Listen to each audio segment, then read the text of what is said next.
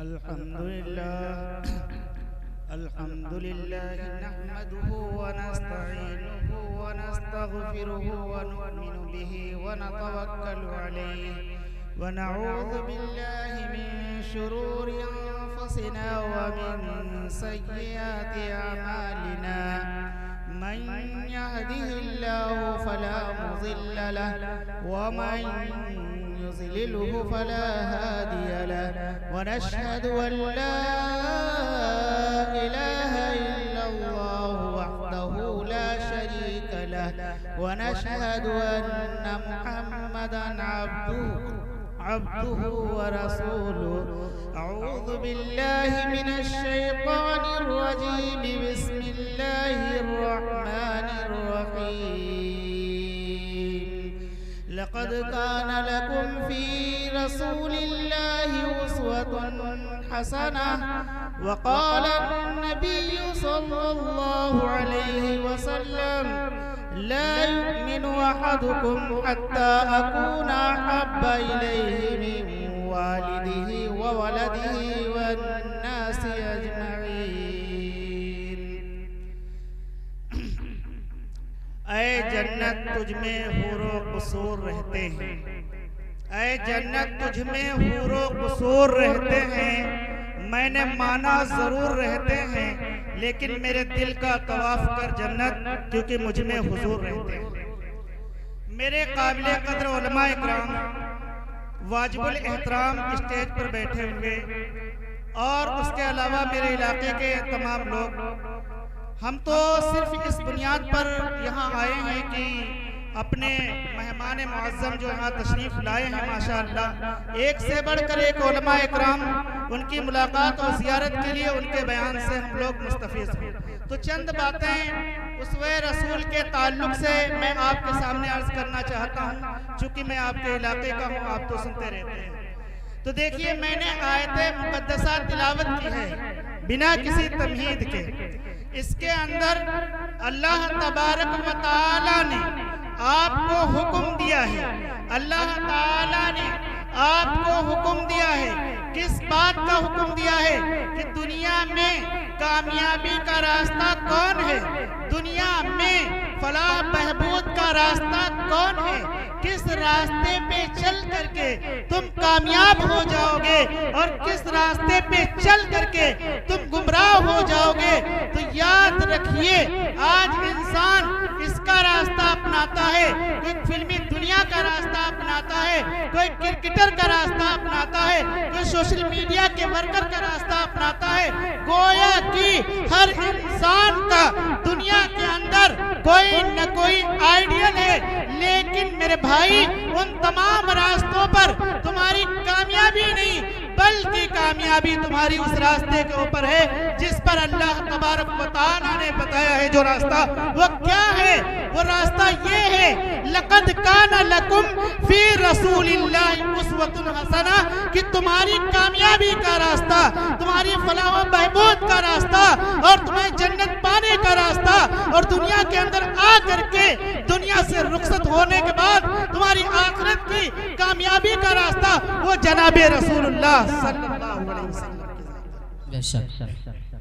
यानी तुम अगर कामयाबी पाओगे तो रसूल की एक एक सुन्नत पे चल करके, रसूल के एक एक तरीके पे चल करके, मेरे नबी ने तुम्हें जीने का क्या तरीका बताया है, मेरे नबी ने तुम्हें जो है कि अगर मामलात का क्या तरीका बताया है, मेरे नबी ने तुम्हें घर रहने का क्या तरीका बताया है, मेरे नबी ने पड़ोसियों के साथ क्या हुस्न सलूक करने का तरीका बताया है, मेरे नबी ने माशरे में रह करके तुम्हारे साथ क्या तरीका बताया है, तुम्हारा लिबास कैसा हो, तुम्हारी दाढ़ी कैसी हो, तुम्हारी शक्ल कैसी हो, तुम्हारे मामलात कैसे हो, ये किसने बताया? जनाबे रसूलुल्लाह सल्लल्लाहु अलैहि वसल्लम ने। अगर तुमने रसूल के एक एक तरीके को अपनाया, रसूल की एक एक सुन्नत को अपनाया, तुमने जान से लगाया, दिल से जो है लगाया, तो तुम्हारी कामयाबी है। वरना मेरे भाई, दुनिया के अंदर जानवर भी जिंदगी गुजारते हैं, खा पी करके चले जाएंगे, हर शख्स जिंदगी गुजारता है, खा पी करके चला जाएगा। मसला दुनिया का नहीं, बल्कि मसला तुम्हारा आखिरत का। दुनिया में जैसे भी तुम रह लोगे, लेकिन मरने के बाद जो तुम्हारा मसला है बड़ा अहम तरीन मसला है। यहाँ तो हम और आप सुन्नत को बालाए ताक रख करके नबी के तरीके को छोड़ करके फिर दुनिया के सामने शिकायत करते फिरते हैं। बाप बेटे की शिकायत करता है और क्या कह रहे हैं, एक इंसान दूसरे इंसान की शिकायत करता है। वजूहात क्या है? वजूहात ये है कि हमने रसूल पाक सल्लल्लाहु अलैहि वसल्लम के तरीके को छोड़ा, उसवे को छोड़ा। जब तरीके को छोड़ दिया, उसवे को छोड़ दिया और आइडियल को आप अलैहिस्सलाम के छोड़ दिया, तो ये नाकामी और तबाही और बेसुकूनी का आलम तुम्हारे ऊपर तारी हो गया।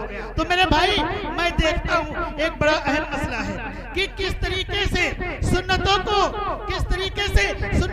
कुचला जा रहा है। लेकिन आपने नहीं सुना कि सहाबा इकराम ने दुनिया में नबी के बाद अगर कोई मुकद्दस मुअज़्ज़ज़ जमात है तो सहाबा इकराम रिज़वानुल्लाह ताला अलैहिम अजमईन की है कि उन्होंने एक एक नबी अलैहिस्सलाम की सांस को अपनाया, नबी अलैहिस्सलाम की एक एक बात को अपनाया, सहाबा इकराम ने नबी के एक एक तरीके को अपनाया। इसी वजह से जनाब रसूलुल्लाह सल्लल्लाहु अलैहि वसल्लम ने उनके लिए कहा, असहाबी का नुजूम बिअय्यिहिम इक्तदैतुम इहतदैतुम, कि मेरे सहाबा मिस्र सितारों के हैं, तुम जिसके भी दामन को पकड़ लो, जिसके भी दामन को थाम लो, जिसके भी तरीके पर तुम चल पड़ो, तुम कामयाब हो जाओगे, कामरान हो जाओगे। क्यों फरमाया? इसलिए कि सहाबा इकराम ने नबी अलैहिस्सलातु वस्सलाम के लिए जान दी है, माल पेश किया है, औलादें पेश की हैं।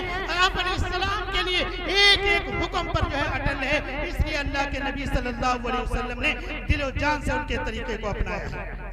एक बात मैं अर्ज करना चाहता हूँ, एक वाकया सुना करके अपनी बात लूंगा, क्योंकि ज्यादा वक्त नहीं है कि हम और आपने किस तरीके से बेकारी की जिंदगी के अंदर लग करके कि अल्लाह ताला ने जिस वजह से दुनिया के अंदर भेजा था उस रास्ते को छोड़ करके और कौन रास्ते पर चल पड़े हैं। तो मेरे भाई, तरीका ये वाकया ये मैं सुनाना चाहता हूँ कि सहाबा ने नबी अलैहिस्सलातु वस्सलाम के किस तरीके से जो है सुन्नत को अपनाया है। एक वाकया है हजरत उस्मान गनी रज़ी अल्लाह ताला अन्हु का। हजरत उस्मान गनी को आप सभी हजरात जानते हैं, जलीलुल कद्र सहाबी हैं। अल्लाह के नबी सल्लल्लाहु अलैहि वसल्लम ने सुलह के लिए आपको मदीना भेजा। चुनाचे उस्मान गनी रज़ी अल्लाह ताला अन्हु सुलह हुदैबिया के लिए मदीना मुनव्वरा तशरीफ लाए और ला करके अपने चचाजाद भाई के यहाँ ठहर गए, यानी रात रुक गए।